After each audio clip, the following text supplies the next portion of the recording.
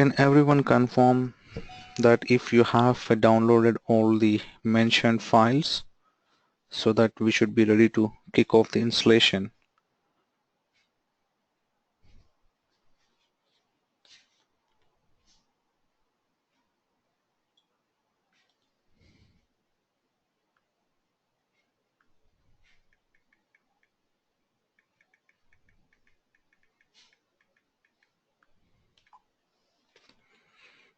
Okay. Venkat, Mani.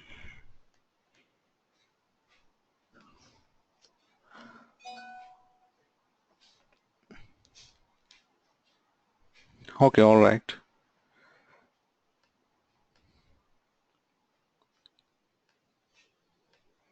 Venkat, can't you hear us?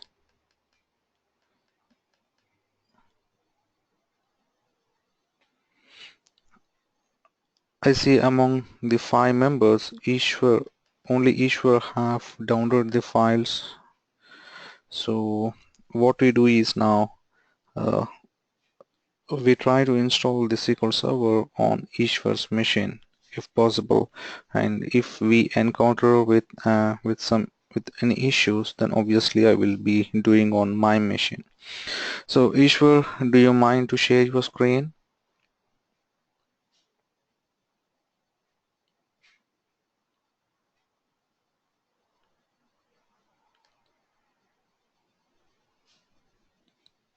Venkat, can you check at your end if any audio settings were there? Oh, I see Ishwar already installed the SQL Server, so probably it would be better if I can do at my end. Is that everyone happy with that?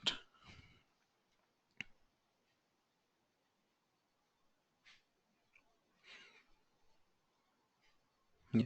Venkat, can you please check at your end about the audio settings? Because everyone in this call can hear me.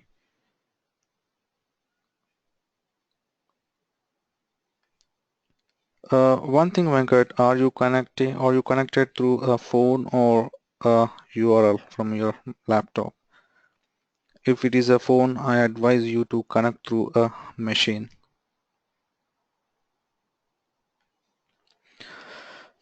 Okay guys, let me share my screen so that we can start the SQL installation. Let me know and when everyone is ready.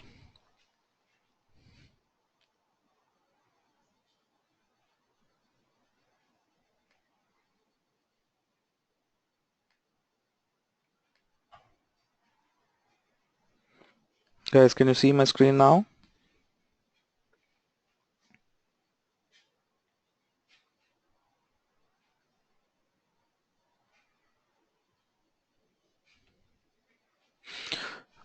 For Venkat, I would suggest you to please maybe you can get out of this meeting and join it again so that it could help you with the audio settings. Sorry, yeah, I need to type for him.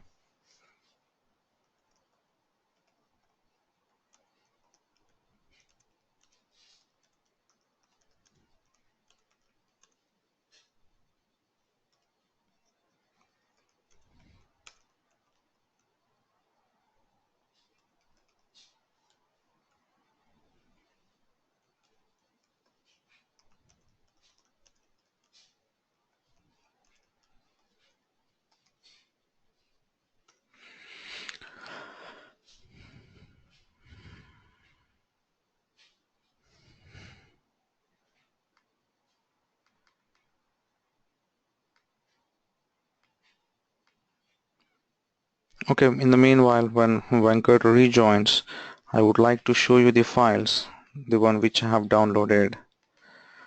So this is the actual file we need to download, and the file size would be around 4.2 GB. Even in the email which I sent you, I clearly mentioned the file name so that you will not be confused of downloading a different file. So the first thing, once we download the file, this is an image file. So what we need to do is we need to extract this image file So you can either use your WinZip, WinRAR or 7-zip, whatever the whatever the extraction tool you have got on your machine. So I have already yeah,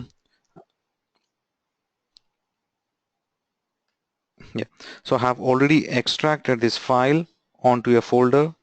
So let me do it again for you. I'm just deleting out the files.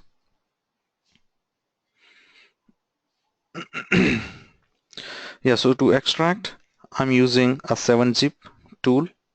Okay, I'm going to extract in the same location with this folder.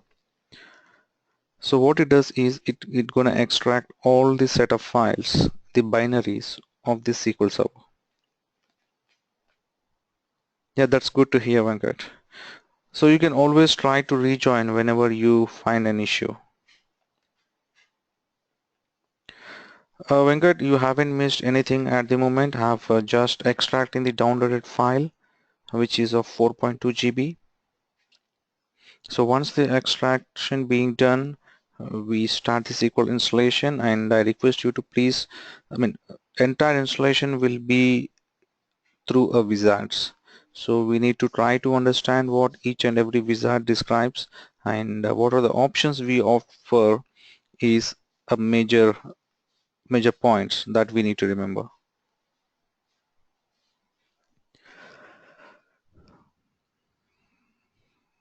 Maybe we need to wait for a couple of minutes to extract this.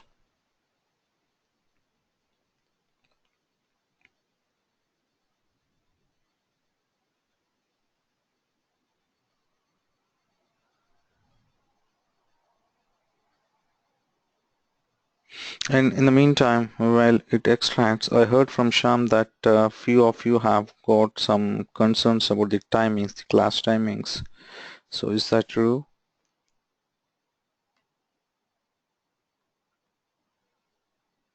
Are you happy with the timings, the 5 p.m. CST?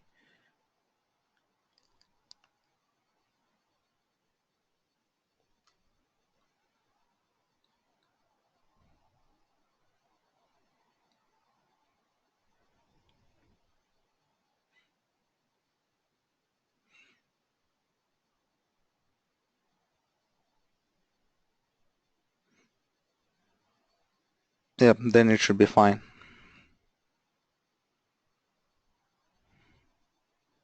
And I have shared you the link for the last two classes. Hope you have received them. And if I miss anyone, please let me know. I will add it.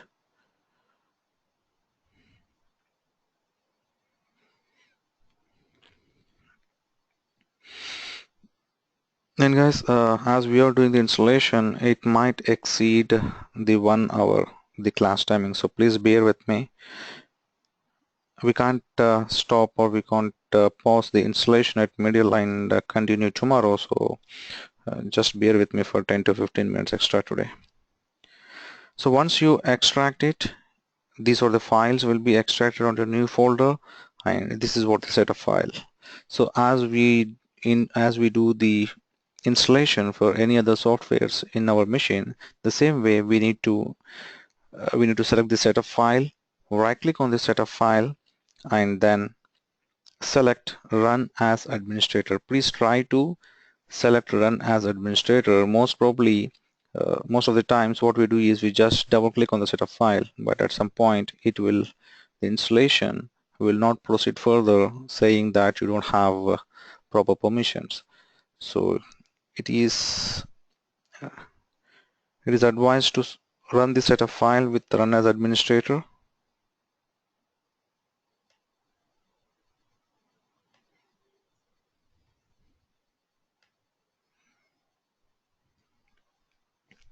And it should give up a installation wizard, the pop-up window from where we can start the installation.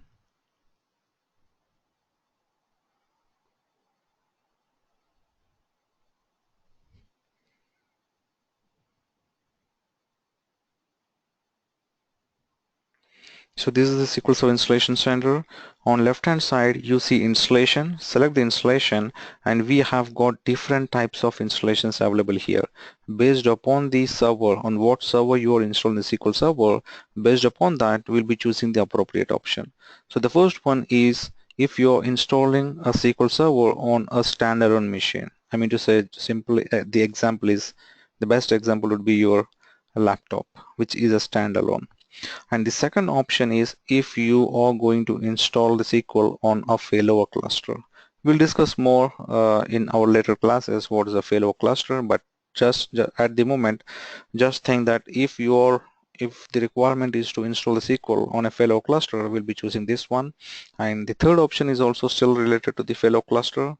And the fourth option we choose when we do upgradations and migrations. Don't bother about the last three options. Okay, going forward when we discuss about the fellow cluster, we'll talk more about these ones, and for upgradations we'll talk about the last link. But for now we'll stick with the first option, which will be using a standalone server for this installation. So just select the first link, and even if you install the SQL and later you want to add more features, still you need to select the first option. That is what it says, new SQL standard installation or add features to an existing installation. Both can be possible with the same link. So the first wizard, it says setup support rules. Having said that, it is very important to read the content on the wizard. That actually gives us an idea what exactly things were happening in this wizard and what options we need to select. So setup support rules identify problems that might occur when you install SQL Server setup files. Failures must be corrected before setup can continue. So if you can click on show details, it will list out all the basic things it's gonna check before you proceed with the installation. The example is, you can see the restart computer. It will check if there are any pending restart notifications available on your machine. If yes, then it's gonna say fail. So to resolve it, you have to restart your machine and then continue the SQL installation again. And one thing is, we need to ensure all the rules are passed. If any one of the rule is failed, warning is still acceptable, but if you see a fail, then we need to resolve it first and then go for the SQL installation. So we are good at this point. So we have got administrative permissions and the restart computer is valid, and we do have .NET 3.5. This is one of the thing. This is a prerequisite. Before we install a SQL Server, the .NET 3.5 Service Pack 1 or .NET 4.5 is required. But basically, sometimes what happens is with the installation package, with the installation media, we do get those files. Or with the operating system, you will get the .NET 3.5 pre-installed on your server. So you can just click on OK.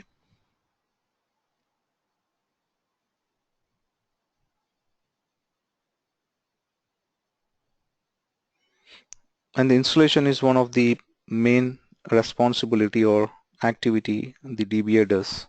It's not a day-to-day activity, but still we have to do the installations and configurations of the SQL Server. So as this, you can see this is for a product key. As we have downloaded the evaluation edition, so we don't need to enter a product key. But in real time, you will be selecting the product key and you need to enter the license key for the software. And you will be getting that information from the Microsoft, maybe your manager or someone who deals with the Microsoft licenses. So for now, we'll be selecting the free edition, and you can see it's a 180 days trial period. After 180 days, the SQL Server instance will expire. So usually what we do is we uninstall everything and we install the SQL Server as a fresh. So you can go on to next. And these are license terms as we do for all other softwares. Even though we don't read the contents, we just go for accepting the license terms. can go to next. I see a question. If it is warning in production, we should resolve it or we can move to further steps. It actually depends what the error message is. Sometimes what happens is we see warnings for the firewalls. For firewalls, it says that firewall should be disabled. But actually, for our environment, we might need to enable it. So in that case, it shouldn't be a problem. But always make sure that each and every rule are in passed state. If you notice any warning state which might relate to the network or firewall, you can always reach out to the system team or network team. So you can go on to next. And you try to get any updates that are available for the SQL installation. But as of now, I don't want to include any SQL Server product updates. So I just go on to next.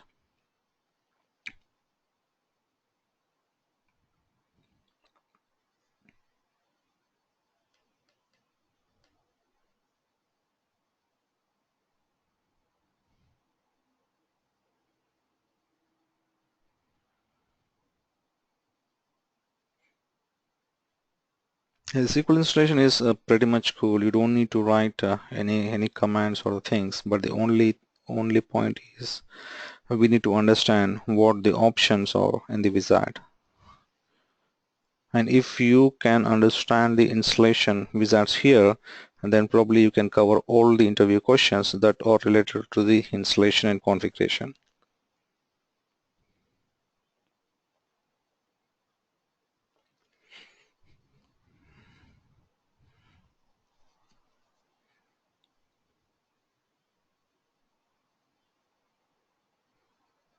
It's gonna load it again.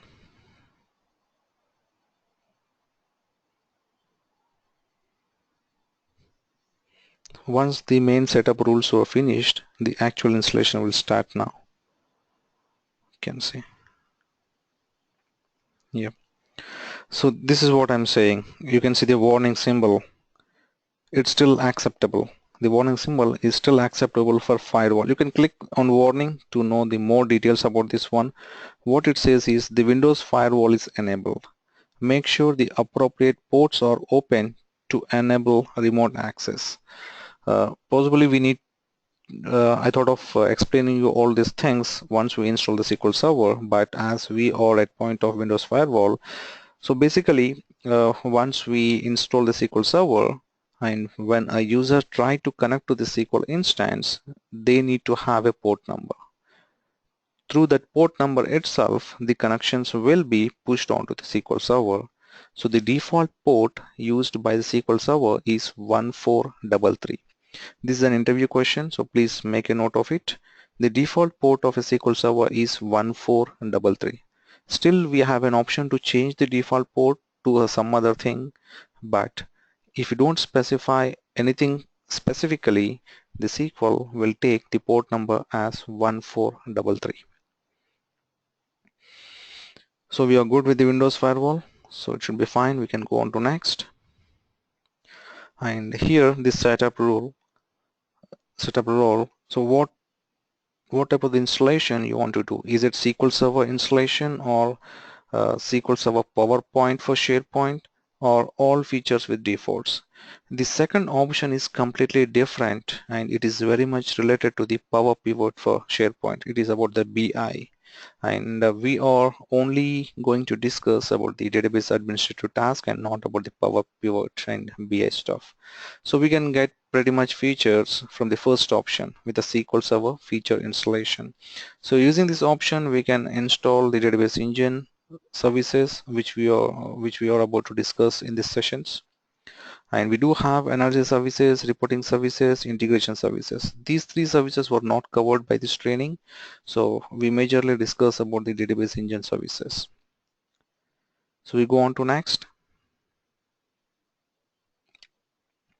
And this is the place where we need to select what features we want.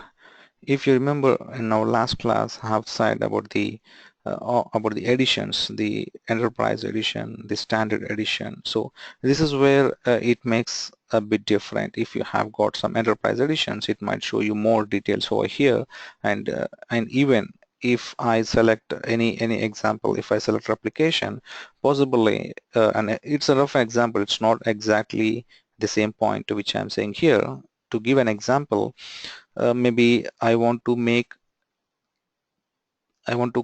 create a copy of a database.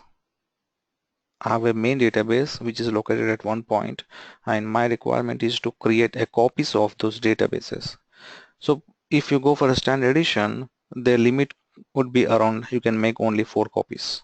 And if you go for enterprise edition, it will give an option to make a copies of 8 or 16. So that is where the actual difference exists between the editions. So regarding the installation features, you can just click on the feature, and on the right hand side it will actually gives the description. What does that feature mean? The database engine services will contain all the tools and the other process of storing and retrieving data. Whatever the intention and what are the discussions we are going to do in this complete training is very much related to the database engine services.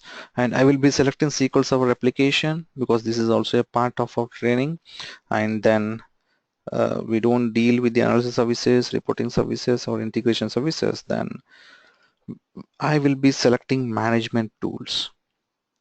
So by selecting these management tools, it will install the SQL Management Studio. SQL Management Studio is a tool that can help us to interact with the databases. So if I go on to top, you can see the heading says instance features. So the features that are under instance features are very specific to the instance. Per instance, if you want to install a multiple instances on a single machine, then you need to select these options multiple times. And the next, you can see the shared features. As it names, the underlying features under the shared can be used by all the instances on this machine. So if I select management tools basic and complete, and if I go ahead with installation, and once the installation is finished, maybe after a month, I was requested to get another instance to be installed on the server. So in that case, I will start the setup file again, and I will come to at this place. I will just select the database engine services and SQL replication because these services are instance features, instance specific. But whatever the shared features, the management tool basic and complete, they will show as a grayed out. I repeat it again, if you install the SQL Server for the first time, then these options will be enabled, and once you choose these options and go ahead with installation, and when you come up with the second installation, when you run the setup file again for the second time, then these options will be grayed off. It is because these are shared features. Once you install this tool, that tool can be used for any number of SQL instances on this machine. So you need to install only one time these shared features. And if you look at the bottom, the shared feature directory for 64-bit and the shared feature directory for 32-bit. So this is a default SQL root directory. So in this location, the SQL will keep all the binaries, all the SQL information, the backend information or the system level information will be stored at this location. So let me quickly browse this folder.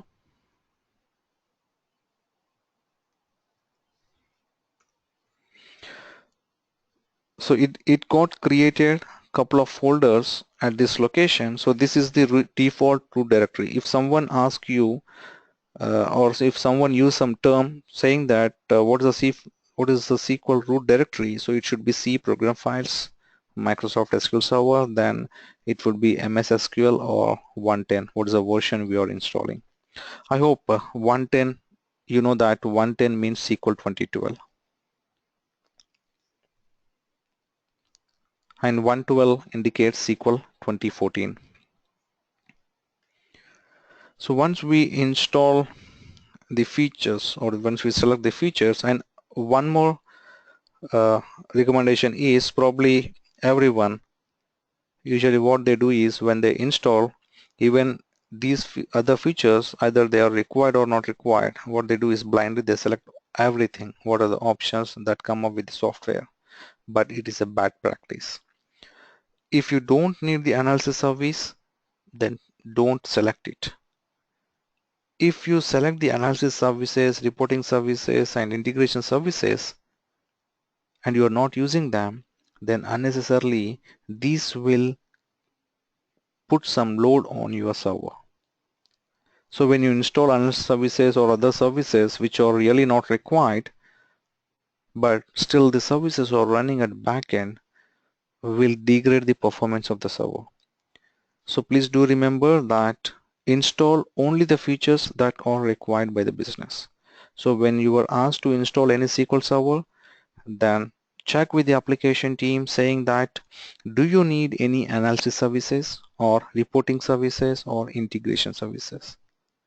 So probably in real time what happens is we will use a dedicated server for database engine services and we use a dedicated server for analysis services where we can do some analysis and BA stuff, and reporting services we use a different server which can be used for reporting purpose, and finally for integration server it is used for ETL for loading data and it would be a different dedicated server. And there is a chance where a single server can host all the services, but having said that it is possible but it is a bad practice. So we can go on to next. So do you have any questions at this point?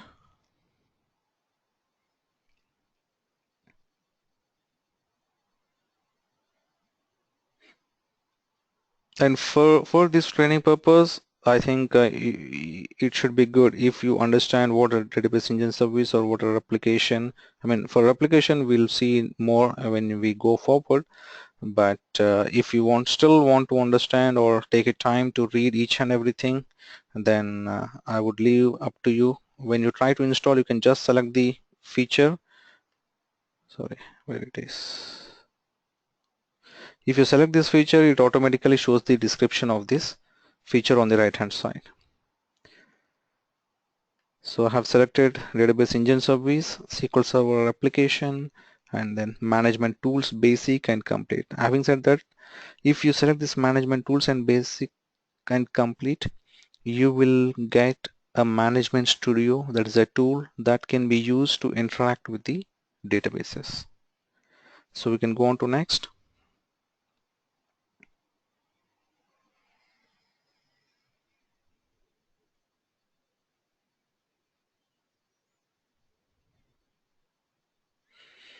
And check the installation rules and it is passed. Okay, we can go on to next again.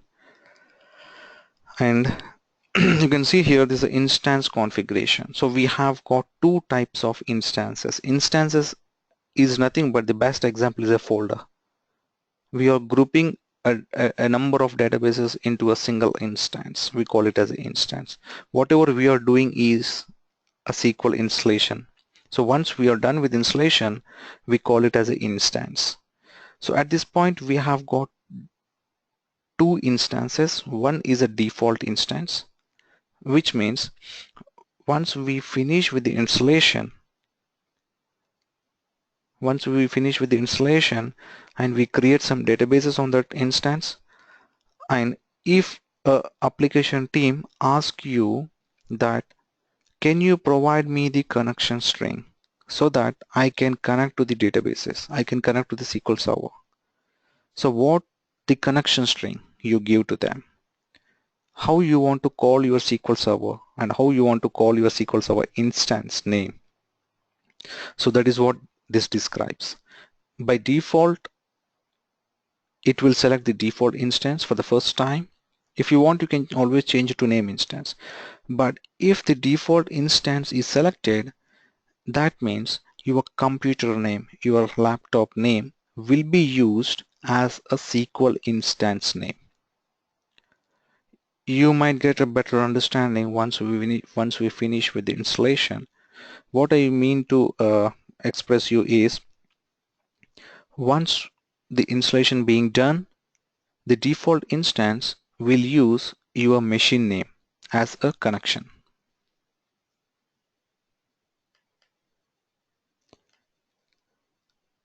Mani, I see you pinged something. May I know what it is?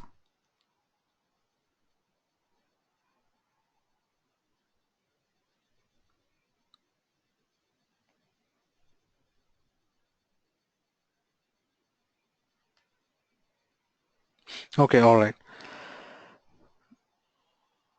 So for the first time, you can always select the default instance, which would automatically pick up your machine name or your laptop or whatever the name you have got on your machine, and the instance ID would be MS SQL Server. It's a just ID. Once this installation being done, if you go to the services console, every machine has a services console. Let me show you. To open the services console, you can go to Windows R and then just type services.msc and click on OK. So this will give you the service console with all the services that are running on your machine. It's not very specific to the SQL, but all the services running on your machine. So let me search with the S. As of now, we don't have any services with a name SQL. But once we finish with the SQL installation, we might see 3 or 4 services will be created, and the service name will be MS SQL Server for a default instance. And again, this is a root directory where all the binaries will be created, and the bottom line is installed instances. As of now, it's showing nothing because this is the first time I'm installing the SQL on my machine. If I install the SQL for the second time, probably it will show me the first default instance here. And if you select a named instance, then you need to provide your name, whatever the name you want to call for that instance. So it's still possible. If you want to stick with the computer name, you can go with the default instance, and that can be done only for the one single instance. And from the second time, you can choose named instance and you can provide the name, a customized name for your SQL instance. So for the first time, I would be selecting a default instance, and you can go on next.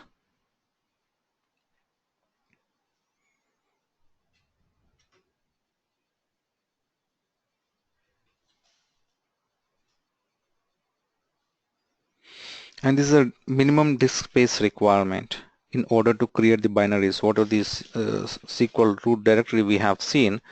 All the binaries will be created over there. So you can see here.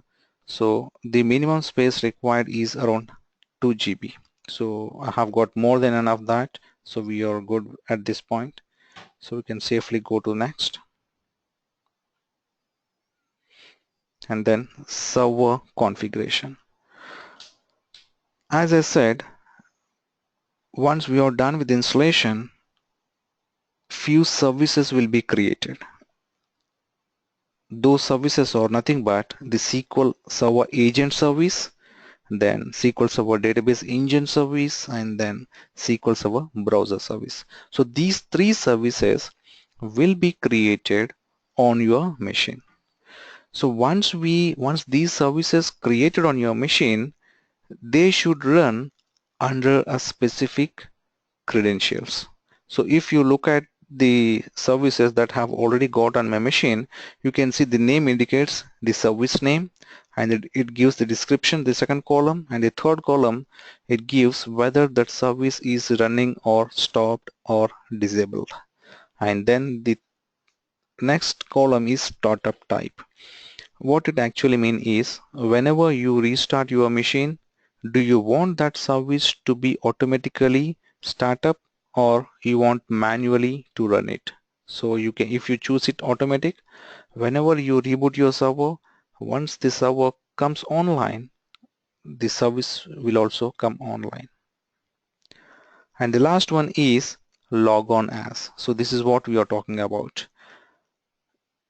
This particular service, this I have got Skype installed on my machine, so the Skype service is running under a credential of local system. Okay, so in the same way, when we install the SQL server, that service should also run under specific credentials. We can also run under local system, but it is good on your local machine. But when we talk about the servers in real time, it is not a best practice. We need to run the SQL services under a domain service accounts. Domain service accounts is nothing but probably if you have already got a work experience, you will have a domain for each and every organization. It's something like the your email ID gmail.com. Gmail is a domain for the Gmail company, and if you go for any other Yahoo would be the domain. So if you are working for a Microsoft, then your account will be maybe venkat@microsoft.com. So we should have a domain account for the organization for which you are working. So it is not our duty to create those domain accounts. So we'll be requesting our system team or Active Directory team. They will create the domain account and they will pass it to you. So we need to make our SQL services to run under those dedicated domain accounts. It is an interview question. If I'm interviewer, I ask you a question that on what service account you usually run your SQL services. Then your answer should be the SQL services will always run under dedicated domain account. That's what our recommendation is. So as of now, it automatically selected NT service accounts, but still this is not a good practice. So what I said is I want to run these two accounts under a domain account. So at this moment, I don't have any domains, so I can't show you to get the domain accounts, but what I can do is I can create a user account on this machine and I can make that user account to run these two services. So to create a user account, probably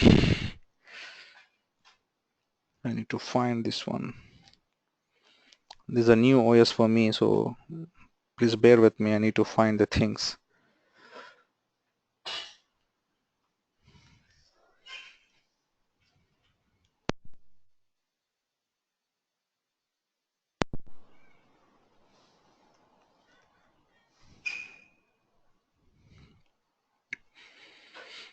Each operating system have a different method of creating the user accounts.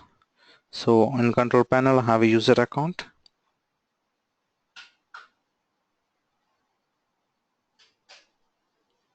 So where is the new user account? Probably this is not the one.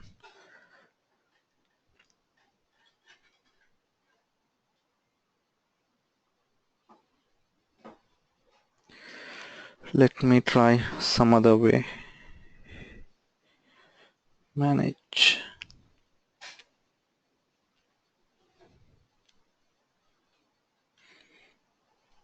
I'm just trying to add another user on this machine.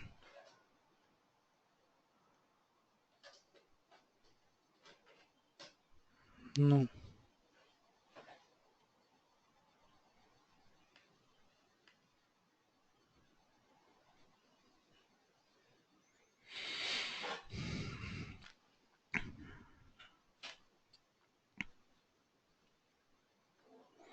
Maybe I need to use Google to find it out.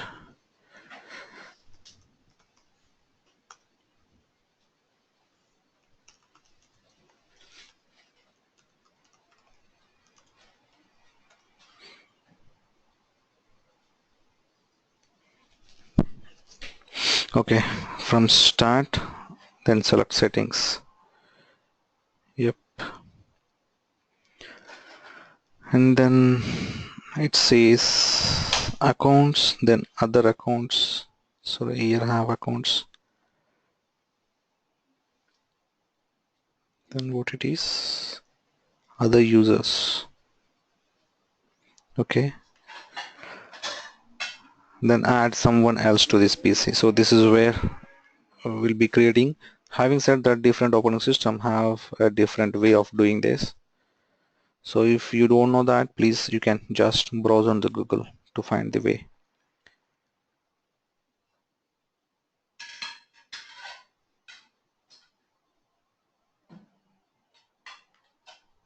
Okay, I don't want to give all the information, instead just the name. Add a user without Microsoft account. Okay, so what I say is SQL, maybe just assume this server is intended to run an application called RMVP. Just assume it's an application, and this SQL server being used by this application. So to make it easy, I mentioned RMVP underscore SQL, the name, and I need to give a password. To make it simple, I give only 3 letters, 4 letters. Yep. So we can go on next. Okay. It's my application name. Okay. We have created a new account called RMVP underscore SQL. So now in real time, this we won't be creating anything on our servers. We'll not be creating any user accounts on our servers. Whatever I have did here, that will be replaced with a domain account. A domain account will be provided by the system team. So we have got the account name, so we can go back to the SQL installation. So here we need to browse that domain name, the service name, whatever we have created. So it's RMVP underscore SQL, and then click on check names. So you can see it automatically listed out the name, then click OK. And the same thing for the database engine service. It's RMVP underscore SQL.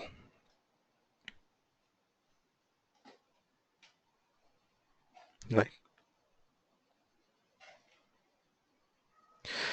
Now on the next line, let me maximize the window. Yeah. On the next line, we need to provide the password for the service account. Okay. So the main intention to add account name is when the services are running, on what credentials we are making those services up and running. So we can still run the services on the local system or local service or NT authority, but it is not the best practice. In real time, we always try to make sure the service accounts should be running under a dedicated domain account. So once you provide the password, this is a startup type, how you want to manage the service. When the server reboots or when this laptop gets restarted, do you want to automatically get these services up and running? Then just select automatic. So I would change the agent to automatic as well. So I have made both the services, the database engine service and the database agent service, both are automatic. And one more point we would like to raise here is the database engine service is a parent service and the agent service is a child service. So we need to have the database engine service up and running, then only the agent service can start. So to make it easy, you can remember something like the database engine is a parent and the agent is a child. So the agent, if it has to run, the condition is the database engine should be in started state. So once we are done here, you can see on a tab the collation. This is much more important. What the collation describes is how you want to store your data in the database tables. So the default collation type is SQL Latin 1 General, CP1, CI is case insensitive, and AS is ASCII sensitive. That means if you insert a row in a table either in capital letter or in small letter, that means either in uppercase or lowercase, it doesn't matter. It will pick up the records when you try to read. And there are some applications that might require a different collation type. They don't need the default collation type. So in that case, you can click on customize and select the appropriate collation type. And again, we don't need to know what collation type is required for that application. We have to check with the application team. The application team should give us the collation type. Whether they want to go with the default collation, then that should be fine. If they have any specific requirement for their application, then we'll be selecting the appropriate collation type. The best example is usually the SharePoint application, the front-end SharePoint application requires a different collation type for a SQL Server. What we say is a Kana sensitive. You can see here which is a grayed out. So this is the, they would require the Kana sensitive. Instead of ASCII sensitive, the SharePoint application require a Kana sensitive collation type. Or if you can scroll down here, you can easily look at this one. Maybe the China. The people in China, they mostly prefer to have the data stored in their local languages. So in that case, if you're installing a server for China, then you can just select the appropriate collation type, which could be here somewhere. Yeah. So you can see all different languages mentioned here. Hungarian, Iceland, then Latin, which we use it for English. And if I scroll down to bottom, then you can see Lithuania, Polish, Romania. So it's as per the requirement. If they want to store the data in their local language among all the mentioned here, you can select the appropriate one and you can go ahead with installation. But for default, it is SQL Latin 1 General CP1 CIAS. So please do remember this collation time for interview one. And the other interview question is, let's assume that the application team did not provide me any specific requirement for collation type. Okay, so I go ahead, I went with the default collation type and have installed it, and the SQL is up and running.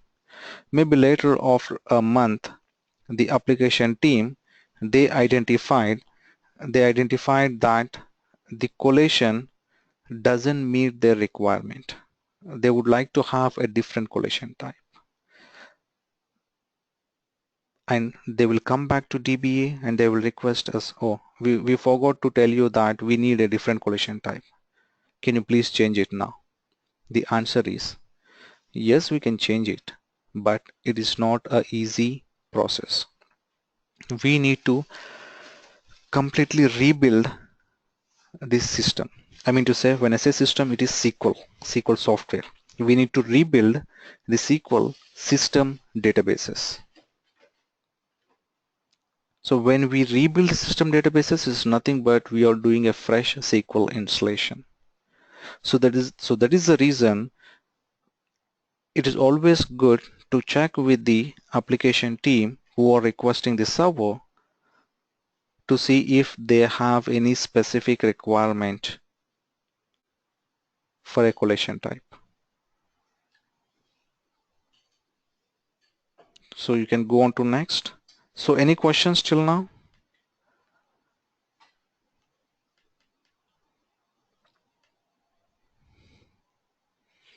Okay, I will go to next. Yeah, the next is database engine configuration, and you can see there are authentication modes. So authentication mode is nothing but when you log in onto your Gmail account, what we do, we provide username along with the password. And the same way when you want to access your internet banking, we provide username and password. So what happens is you need to have credentials in order to access the data. Either it is yours data or some other's data, you need to have credentials. So the same way, if one has to connect to the SQL server, they need to have login and password. The credentials are required to connect to SQL databases. So the security of those connections are of two types. One is Windows Authentication Mode. When I select Windows Authentication Mode, that means a user can connect only with his Windows credentials. Windows credentials is nothing but is domain credentials. What are the email ID he has got? With that email ID, he can connect to the server. The best example would be, I hope everyone using laptops, and maybe when you log in into your laptop, and if you go on to a window button on top, you will see the name. So it shows a visual. This is my machine name. So I have logged on onto this machine with this name. Okay, this is something we call as a Windows credentials. So when I have provided my credentials to RDP or to log in into this box, then those credentials can be used further to connect to my SQL instance. The same credentials will be used to connect to my SQL instance. Whatever the login permissions we use to connect to this laptop, the same credentials will be used to connect to your SQL instance in that machine. So that is what the Windows authentication. And the next is mixed mode. That's nothing but SQL authentication, I can say. The other type of authentication mode is a SQL authentication where you don't need to have a Windows account. You don't need to have a Windows account, but still the requirement is to create a account to access the database. So in that case, you can manually create a login, a SQL login and password, and you can give it to the users. So I repeat it again. The authentication mode is nothing but the credentials that are required to access the SQL databases, and we have got two authentication types. One is Windows authentication. Windows authentication is something which can be used your Windows credentials. Your Windows credentials will be inherited to connect to the SQL instances. And the second type is if you don't have a Windows authentication or if you don't have Windows account, then you can create a SQL login. So we'll know more about this when we discuss about the security, the topic called security, where I will show you how to create a login, how to create a Windows authentication login, how to create a SQL authentication login. Then we'll probably understand more about that. But at the moment, please remember that we have got two types of authentications. One is Windows and the other is SQL. When we select SQL, automatically it will enable these two fields. Let me go back and select the Windows. You can see these two fields were grayed out, and as soon as I select mixed mode, these two fields were enabled. These two fields are very specific to the SA account. Every SQL instance, once we build that instance, automatically a login will be created. SQL itself will create a login, and that login is called SA login. It is only used by the administrators. So we just need to provide the password for that account so that once we build this SQL instance, we can use this account to connect that instance. So I'm just to make it simple, I use my regular password, reconfirm the password, and the next here you need to make yourself as a administrator on this machine. So that is how you can make a connection after installing this SQL Server. So you can make add current user that will automatically add yourself as a administrator on this SQL instance, and then on top you can see data directories. Okay, just select the data directories. So this is more about where you want to place your databases. We have two categories. One is system databases, which will be created with the SQL installation, and the other type is user databases. So there are some standards which we need to follow where you want to keep what databases. So we need to keep all the system databases at one place and all the user databases at one place. So to gain a better performance, we distribute the databases across the drives. Instead of placing everything in one drive, we try to distribute them across the drives so that the I/O, the disk I/O, can be efficiently work. And one more thing is, if you notice, all the options here were pointing to C drive. As by default, it picks up the C drive. That should be fine. But in real time, we should not host any of the databases on C drive. Either it is a system databases or user databases, we should not create any of the databases on C drive. Please do remember this point. C drive is very specific for the Windows operating system. We should not use it for our SQL databases.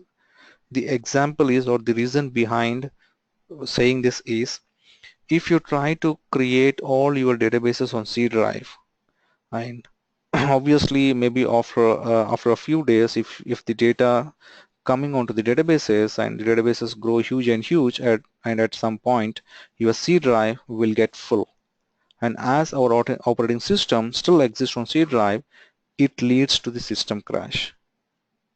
Your entire system will be crashed, and the only option is you need to reformat everything. So to avoid all those disasters, it is required not to use the C drive to host any of your SQL databases. So the first is a data root directory. As of now, maybe I have got only C drive here, so that should be fine. I'm going with the C drive, but in real time, the standards would be your server supposed to have 4 or 5 drives. And all of you might act as a real time, so you should recommend your managers or your subordinates saying that we should not host all the databases in C drive, and the standard method is the data root directory should go on to S drive. Okay, and the system database, sorry, the next is user database directory should go on to M drive, and the next is a user database log directory should go on to L drive, and tempdb database data and log both should go onto T drive, and for the backup you can use your backup volume. So this is the standard process of hosting the databases. So we should not use a single drive to host all the databases. So this is a standard process. Each and every company have a different process. So in my current organization, we are using this method. We keep all the system databases in S drive. user database MDF files on M drive and user database log files on L drive. Don't worry about what MDF file or what LDF file. Probably in our going next classes we'll discuss more about the database architecture, then you will be aware. But just for now we need to keep different databases on different drives to get a better performance. So any questions till now?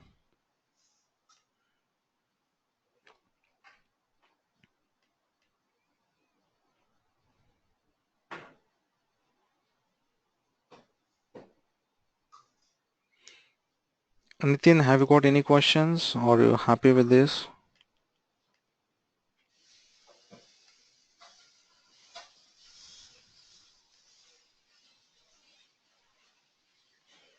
Yep. So you might get a question from this installation side is where you usually keep all your databases. So don't say C drive. Don't ever say C drive. You can always give a different drive letters. Probably if you want to give a different drive letters, that should be fine. But the system database should go onto a different drive. The databases should go onto different drives. TempDB should go onto different drive. That's the main thing we need to remember. And the next option is the file stream. This file stream is more specific about storing the image files. We can still store the photos or the maps or these any files inside a SQL database. So that can be done with file stream. So we are not going to use this file stream in our classes, so I don't think it required to be enabled. So I can just go on to next. And this is error reporting. If something fails with this installation, do you want to send out the error log information to Microsoft? So no, I don't want to send out. So you can go on to next. And installation configuration rules, just check everything is passed here and go on to next.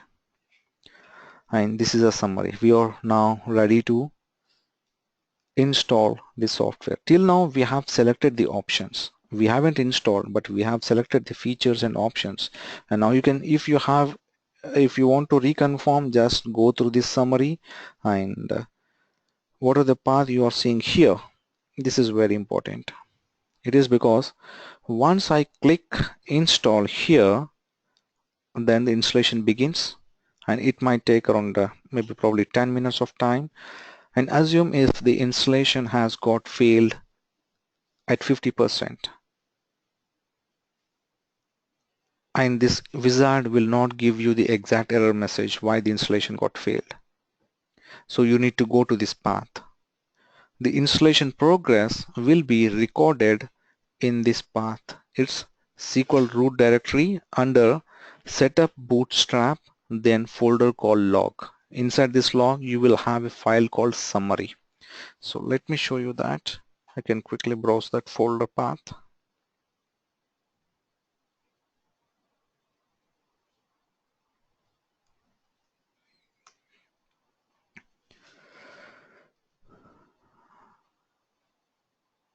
So once the installation done, we should see some summary file here.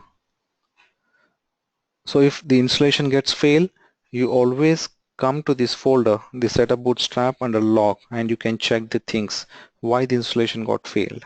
The entire information, the detailed information will be available here. Again, this is an interview question. The question would be, I'm running a SQL installation and the installation got failed at the end. After running 19%, the installation got failed and the wizard doesn't show any valuable information. So do we have any other place to go and check for the error message why it got failed? Then your answer should be under setup bootstrap folder in a folder name called log. So I'll go with the installation. So this is going to take some time. We need to be a bit patient on this. So in the meantime, when it kick off the installation, I would like to rewind the main key things about the installation. The one is the features. We need to select the features that are really required and don't select all the features which we won't use in our environment. And the next is the instances. We have got two types of instances, the default instance and the named instance. If you select the default instance, your SQL Server instance name will be your computer name. And when you install the SQL Server again, you can install the SQL Server multiple times. I just run the setup file now. Once this setup is finished, I can go back to the setup file and I can run it again. And when I come to the instance configuration window, the default one will be grayed out because I have already selected it. So I need to select the named instance and provide a customized name. And that name will be my SQL instance name. And then after we have seen about the service accounts, our SQL services should run under dedicated domain account. We should not run the SQL services under local system account or network service or NT authority. They should run under dedicated domain Active Directory accounts. And then after we have seen the collation type, we need to upfront check with the application team what collation type they need for the server. So based upon that, we'll be selecting the collation type, or else, as I said, if they come back us later, the only option is to rebuild the SQL installation. And the other part is the data directories.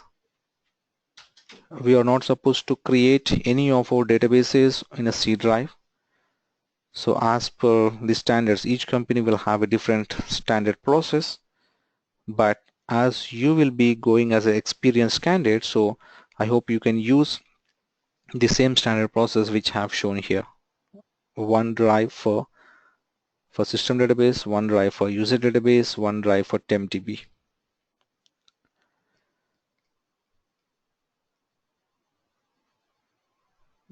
And what else we have discussed? I think that's all pretty much about the SQL installation. So I would request you to please try to install the SQL services or servers on your machine. Please don't make it delay, because the next classes will depend on the SQL installation. If you don't have a SQL installed on your machine, then you can't do anything at your end. So please try to get the SQL installed on your machine. I will be sharing this video within a short time once we finish this session. So if you want to play it again parallelly by running the SQL installation, please do that. And if you are stuck at any point, please just send me an email with the screenshot and I will respond to my earliest. So as this is the first time installing the SQL Server, so it's taking pretty much time, but when I do a second installation, it will be quick. The reason is I have already got a shared features installing now. So when I install the second time, the shared features are not required. So it will be a bit quick.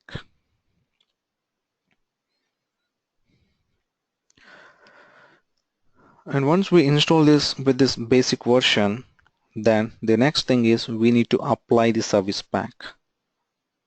Even in real time, when you install the SQL Server, after that, we are required to apply the latest service pack. So that we'll see tomorrow. We are already late today. So I will show you how to apply the service pack tomorrow. And then after, we try to look at the Management Studio. So any questions till now?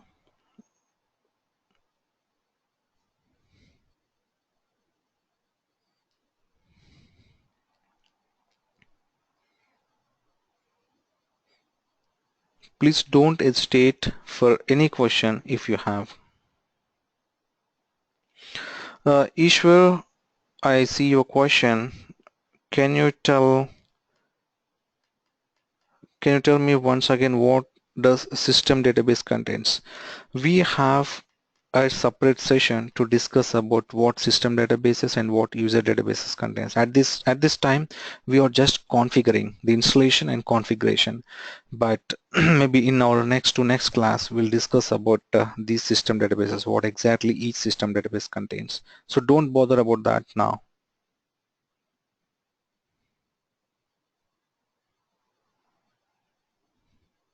So any more questions?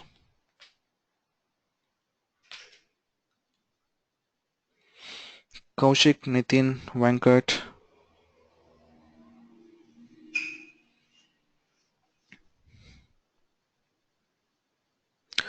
I see a question from Venkat. What is server name and who will provide us? Basically, the system team will build a server, a Windows server. And again, we need to provide the naming convention, how you want to call that server. If the server will be used for an application called maybe RMVP, take an example of RMVP, then you would be naming something like your organization name or your domain name. Let's say your domain name is global, then you will use the starting three letters GLO, then your server name, that is your application name, RMVP. Then if you want to use it as SQL, then you can use a SQL. So it ultimately depends what name you are using. But finally, when someone looks at the server name, it should give them some basic information saying that, okay, if by reading this server name, I can easily identify this server is being used by this application. And the server will be built by the system team. Once the server is built with all the drives, then it will be handed over to us with the admin permissions. Then we log on onto the server, that is we RDP onto the server. In order to RDP onto the server, the short method is Windows R. As an experienced person, we always need to use shortcuts. We should not go on to each and every step to reach out the point. We need to make ourselves more familiar about all these shortcuts. So you can just in run you can type mstsc and then enter. So here you can provide your server name and then click on connect. Upon clicking on connect, it will ask you to provide your password. It will automatically take your username, your Windows username. You just need to provide your password and then it will take you onto the system.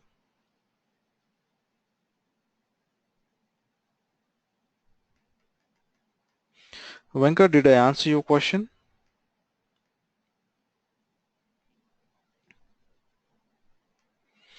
Yeah, the installation is also successfully completed. So we need to scroll down and ensure all the features were successfully installed. And you see here, a summary log file have been saved into the following location, the same setup bootstrap underscore under log.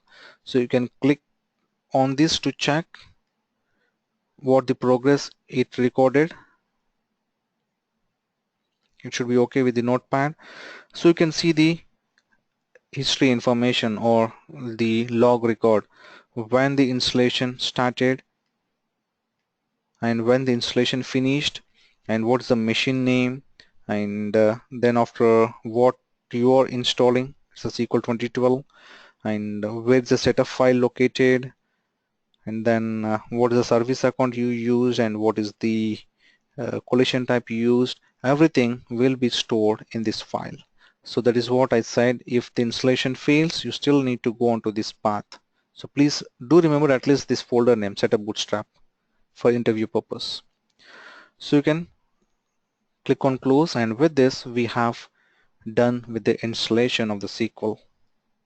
So I can quickly show you the management studio and to provide the connection string. And again, in order to open the management studio, you can go to Windows R, then type SSMS. Sorry, one second.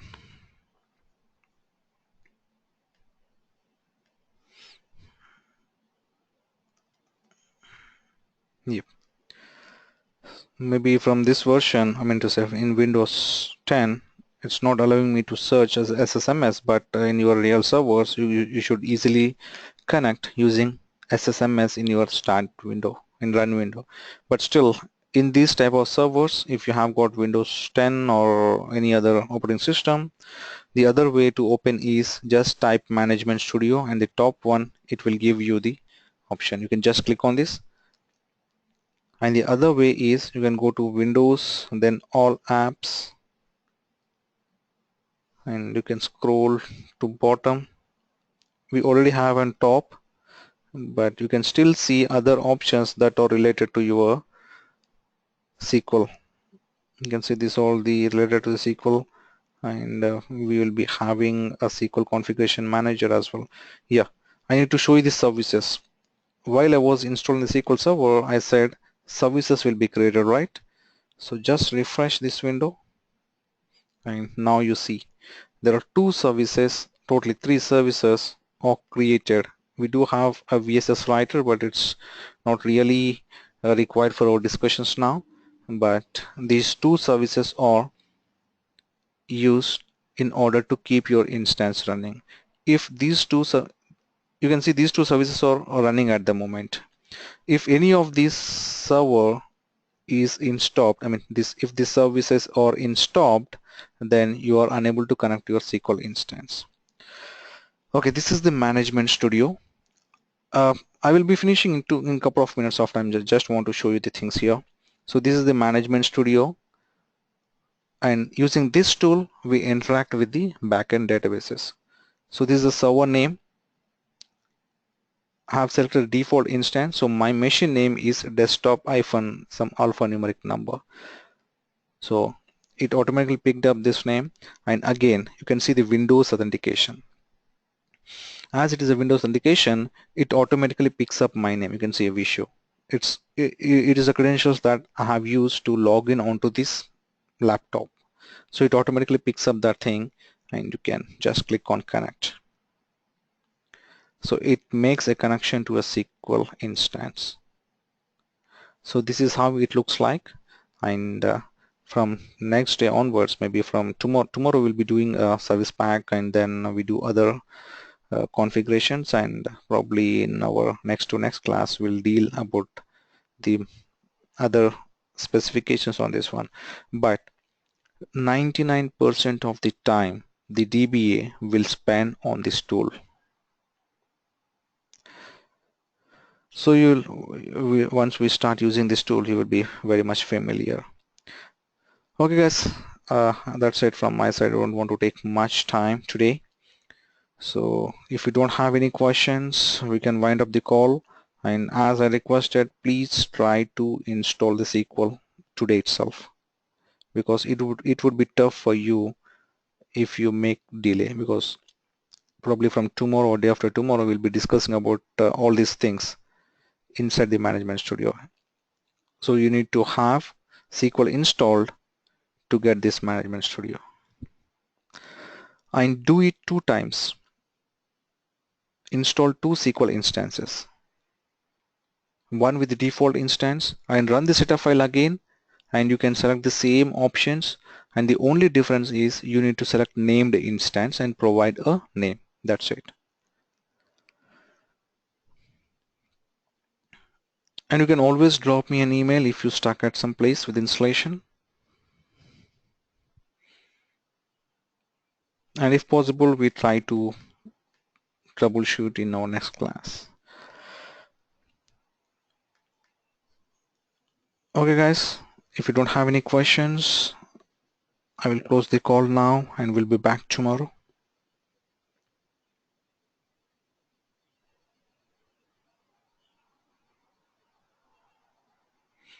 Okay guys, thank you very much. Have a good day.